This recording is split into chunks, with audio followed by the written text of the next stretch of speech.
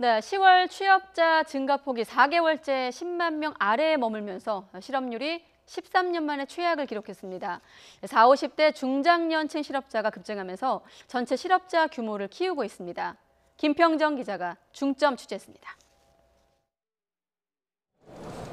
삼성의 120개 협력사가 참여한 채용 박람회에는 단 하루 동안 구직자 만여 명이 몰렸습니다.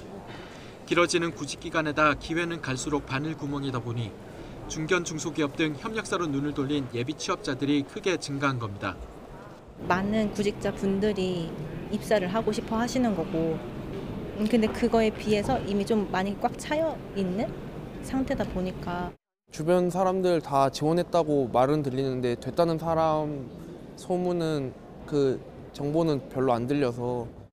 좀처럼 나아지지 않는 고용 상황은 10월 통계에도 그대로 나타났습니다. 지난해 같은 달보다 취업자 증가폭이 7, 8월에 수천 명과 9월에 4만 5천 명보다는 다소 늘었지만 넉 달째 여전히 10만 명 아래 머물고 있기 때문입니다.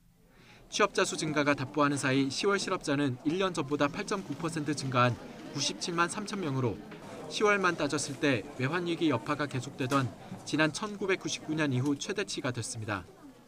이 때문에 10월 실업률도 3.5%로 올라 지난 2005년에 3.6% 이후 13년 만에 최고치를 기록했습니다.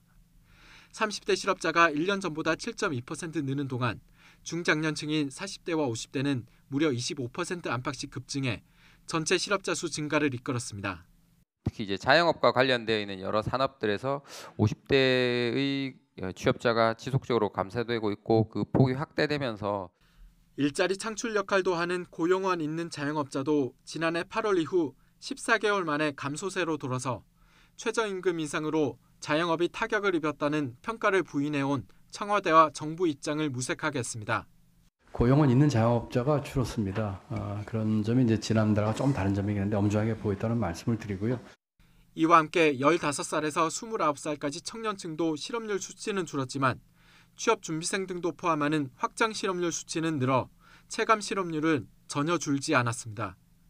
전문가들은 저성장과 주력산업 쇠퇴 같은 구조적 상황을 정확히 진단하면서 동시에 규제 개혁 등 제때 적절한 대책을 마련해야 한다고 지적했습니다. YTN 김평정입니다.